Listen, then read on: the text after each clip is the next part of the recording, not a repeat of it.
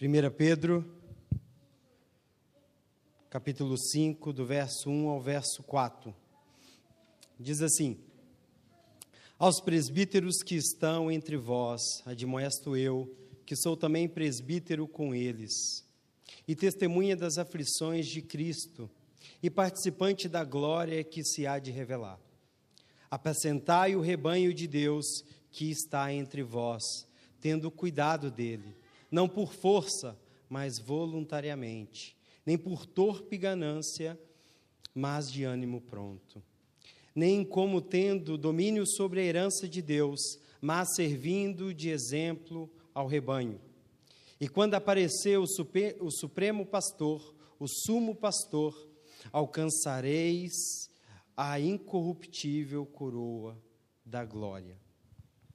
O sermão que eu vos quero pregar nessa tarde, ele faz uma pergunta: quem estás a ouvir? É uma pergunta sugestiva, principalmente quando nós iremos tratar acerca da liderança da igreja. E ao tratar de questões essenciais para a igreja, é impossível ignorar os seus líderes. Nós estamos a falar do que é a igreja. E quando nós falamos de coisas essenciais, a liderança é uma dessas coisas. E é impossível passar por ela, crescer no entendimento da igreja sem passar por aquilo que significa os seus líderes. Contudo, meus irmãos, a falta de discernimento tem levado muitos a seguir falsos pastores, a ser guiado por falsas vozes. É somente as Escrituras que nos pode livrar desse mal. Todos estão sujeitos. Mas se nós nos apegarmos às Escrituras, elas nos apontam para o Supremo Pastor. E o seu nome é Cristo, cuja voz ensina o rebanho a reconhecer os verdadeiros pastores e a rejeitar as falsas vozes. Mas, para pregar sobre isso, esse assunto tão exigente, eu preciso da ação do Espírito Santo, para que fale através de mim, para que abra os vossos corações e o entendimento, que saiamos todos daqui edificados. Vamos orar. Querido Deus, nós te louvamos por sermos igreja nesse lugar. Ó Deus, por fazer parte de um povo grande, diverso, que se estende, ó Deus, por toda a terra, Pai. Obrigado por esse privilégio, Senhor. Te pedimos que o Senhor tome o seu lugar no nosso meio. Fale aos nossos corações, abra os nossos ouvidos, para que possamos reconhecer, ó Deus, aquilo que o Senhor tem feito ao longo dos anos, ao levantar homens comuns, mas cheios do Espírito Santo, para cuidar da tua igreja, Pai. É isso que nós te pedimos, ó Deus, que Cristo seja revelado, ó Pai, através dessa pregação e através das Escrituras.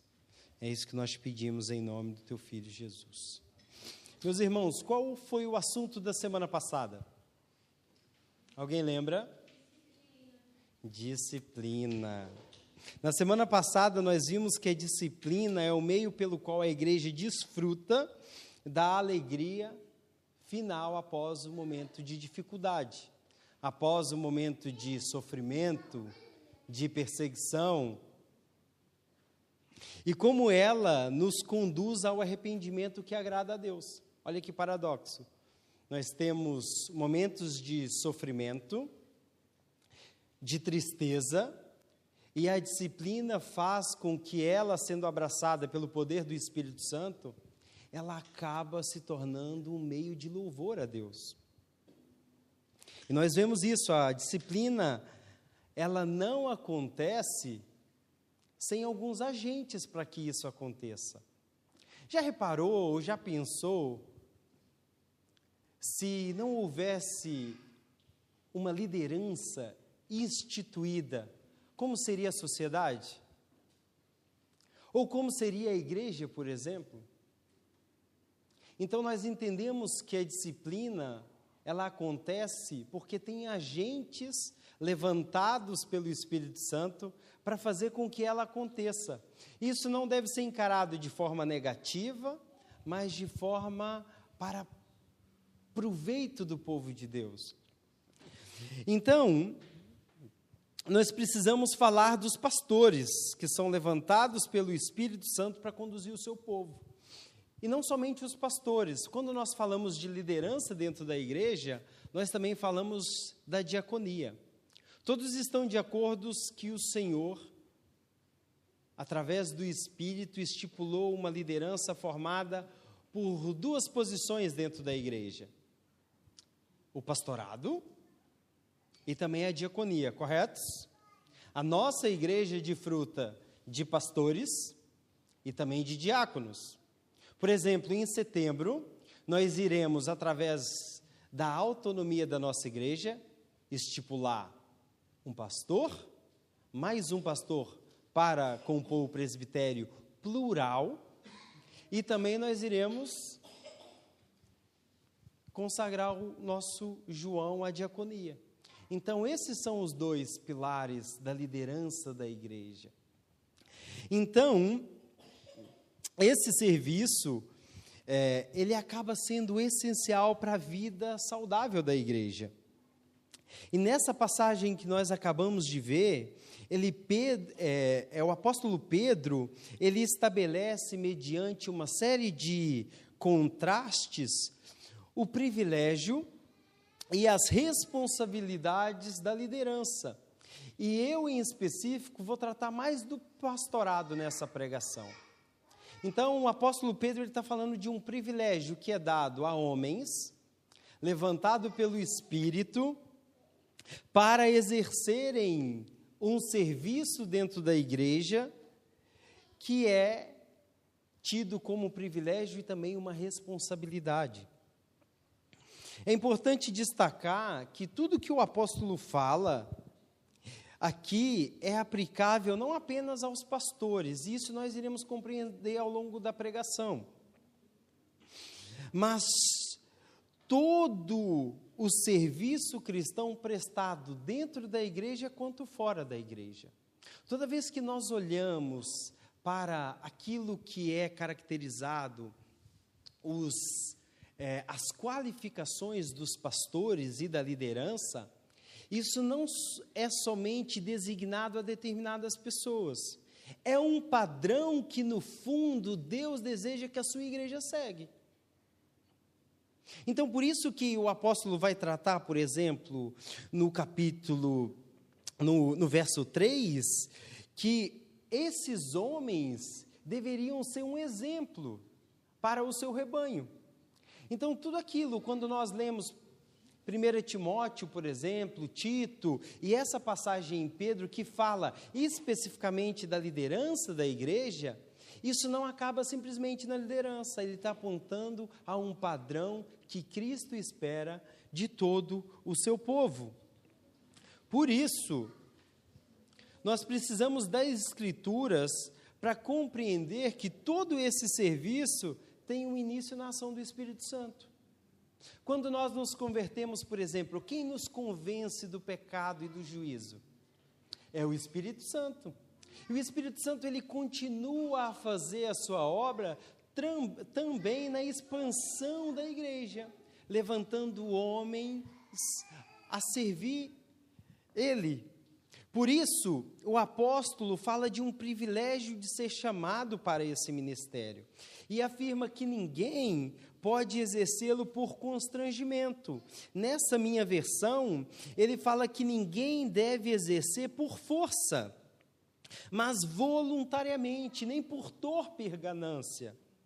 O que isso quer dizer? Que ninguém deve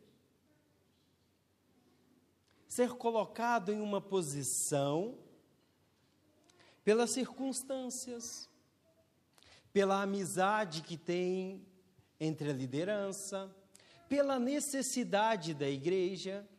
Nenhum pastor é levantado por necessidade. Todo pastor e toda liderança, ele é levantado pelo próprio Espírito. Por exemplo, quando eu me senti chamado pelo Espírito Santo, não foi por uma amizade com o pastor Tiago. Porque quando o Espírito Santo me chamou ao ministério, foi 3 anos antes de chegar lá para ir na direção do pastor Tiago. Então ninguém poderia dizer que o Newton ele só irá ser consagrado em setembro porque tem uma amizade com o pastor Tiago.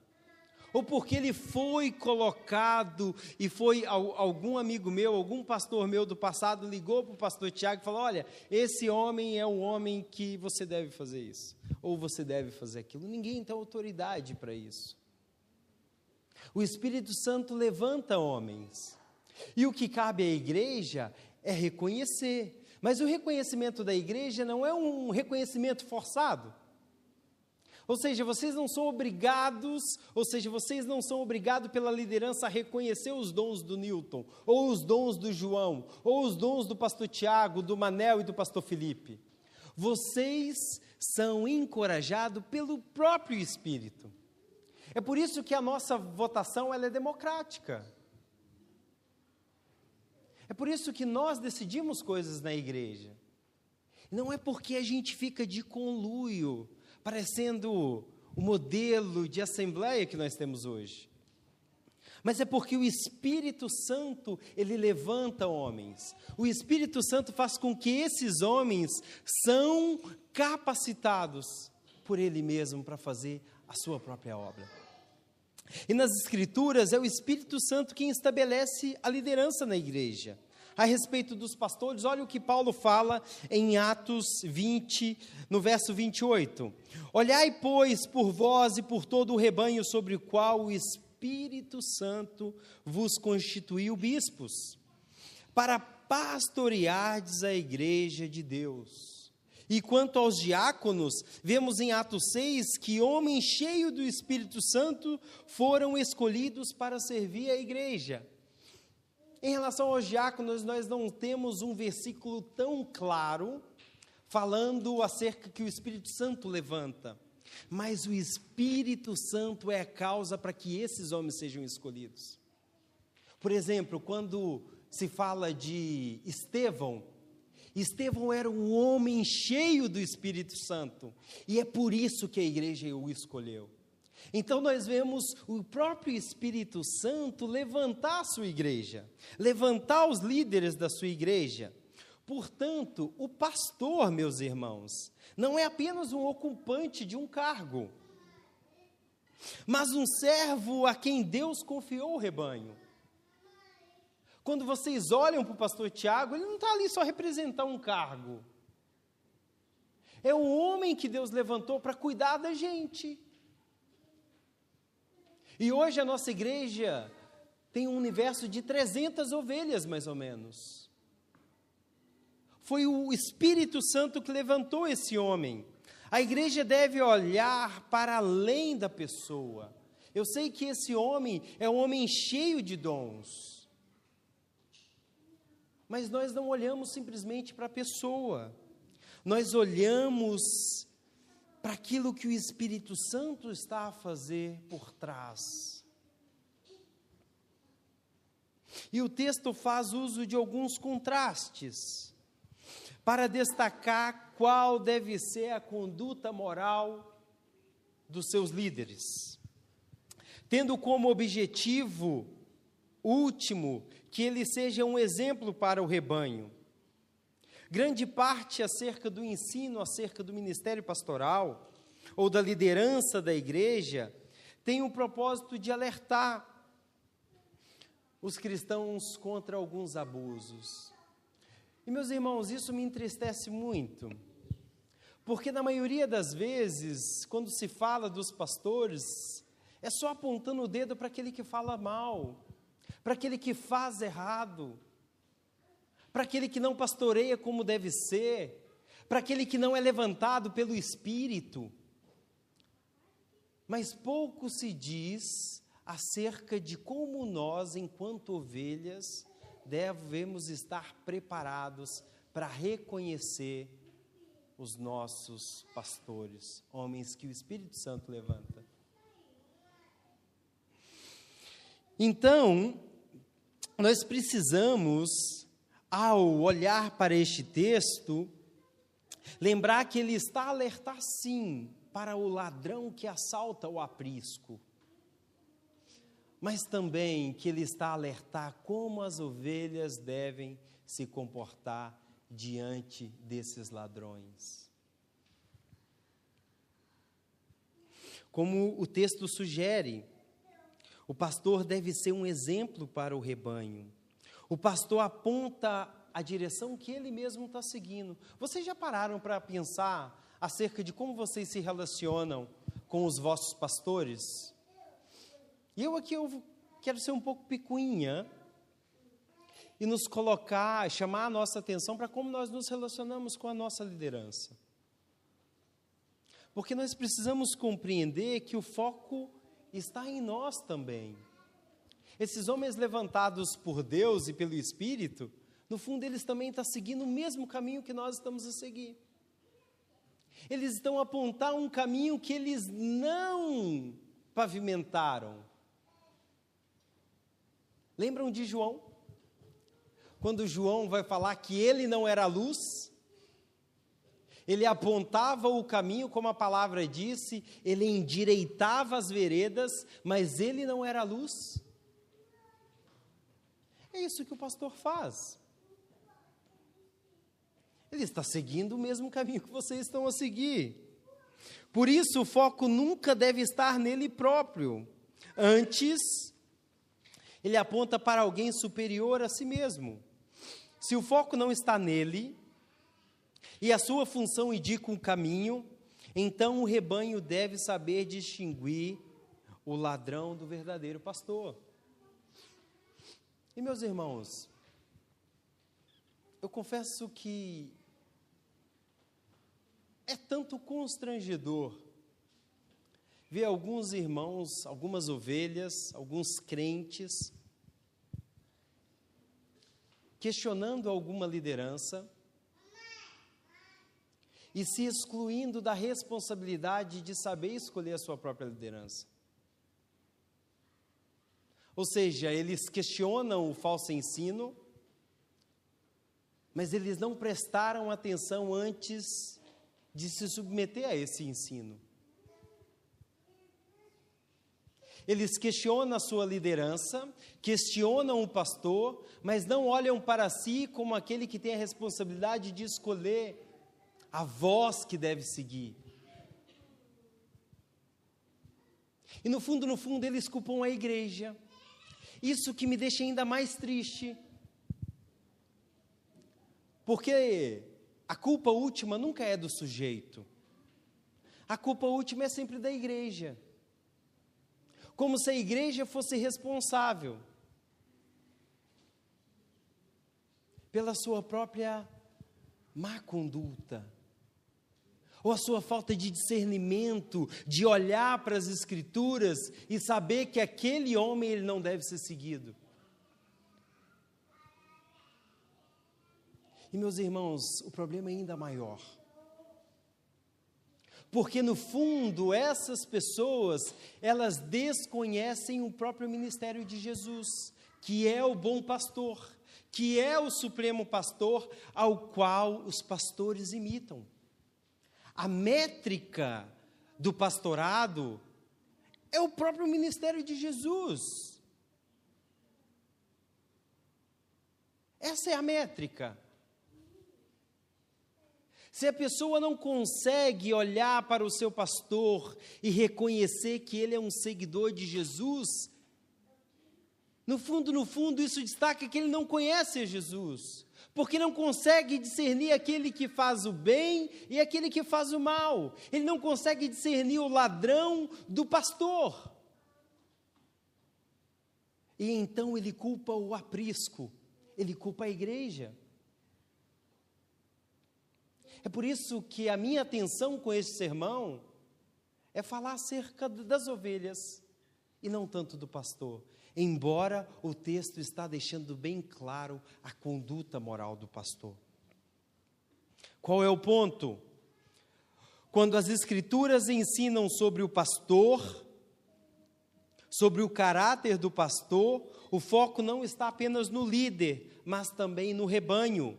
Deus revela as qualificações dos seus servos para que a igreja saiba reconhecê-los e segui-los. Em último caso, todos nós estamos debaixo das mesmas qualificações. Por exemplo, vocês não acham injusto os pastores estar sempre debaixo das qualificações que a Bíblia diz, e as ovelhas nunca? Ou seja, o pastor ele nunca está somente debaixo daquelas qualificações para ele ser ordenado. Ele está sempre debaixo daquelas qualificações, porque no dia que ele pisar fora, a igreja pode falar, opa, você já não está mais qualificado. E quantas vezes a gente não vê isso com os pastores? Mas por que as ovelhas não? Porque a métrica é a mesma. Vocês são chamados a imitar os pastores, mas os pastores imitam a Cristo. É isso que Paulo fala. E então? Por que somente os pastores têm que estar debaixo de uma métrica? E vocês não? Vocês devem estar debaixo dessa métrica. Infelizmente, muitas vezes, o rebanho de Deus não sabe distinguir os pastores levantados pelo Espírito dos falsos pastores. Valorizam lobos em peles de cordeiro e menosprezam homens banhados com o poder do Espírito, que dão a sua vida em favor do rebanho. Eles admiram o carisma, eles admiram o poder, eles admiram a popularidade, mas eles nem sempre reconhecem a humildade, nem sempre reconhecem a fidelidade e o serviço sacrificial que caracteriza o verdadeiro pastor. Hoje eu quero que vocês saiam daqui pensando nisso. Nós estamos falando acerca da liderança. Mas a liderança aponta o caminho? A liderança não é o salvador? A liderança não te salva. Você é chamado a ser exemplo, a ser imitador de Cristo. Embora os pastores apontem esse caminho. Mas em último grau vocês estão a imitar Cristo. Em outras palavras, 1 Pedro 5, 1 Timóteo 3, Tito 1, não servem apenas para orientar a escolha de líderes, mas também para ensinar a igreja a reconhecê-los. O rebanho deve reconhecer a voz do Supremo Pastor e não a voz do pastor. Eu sei que muitos pastores fazem reconhecer a sua própria voz. Se colocam em primeiro lugar. Mas eu oro para que nesse púlpito os pastores façam vocês a reconhecerem a voz daquele que deu a vida por vocês. Para que vocês possam reconhecer a voz de Jesus, aquele que é o vosso pastor. Quem conhece a voz de Cristo consegue distinguir entre pastores que apontam para Cristo e aqueles que apontam para si mesmo. Por isso, não percas a capacidade de ouvir a Cristo. As Escrituras, elas nos fazem ouvir a voz do nosso Salvador, do nosso Senhor, reconhecer o seu ministério. Quanto mais tu conheces a sua palavra, mais facilmente reconhecerás os homens que ele levantou para cuidar do seu povo. É por isso que nós pregamos sobre esses textos. Mas se deixares de ouvir a Cristo, correrás o risco de seguir homens que buscam a sua própria glória, em vez de conduzir o rebanho ao seu verdadeiro pastor. Então, o que nos interessa? Nos interessa afirmar que o segredo está nele e ele é a medida de todas as coisas. O segredo está em Jesus. A igreja deve ser orientada a compreender corretamente seus pastores e líderes, não por parâmetros mundanos, como fama, boa reputação, influência, eloquência ou a capacidade de convencimento, mas à luz da pessoa de Cristo. Quando examinamos o ministério de Cristo, nós encontramos algumas coisas que às vezes nós não queremos nos pastores. Por exemplo, a exortação.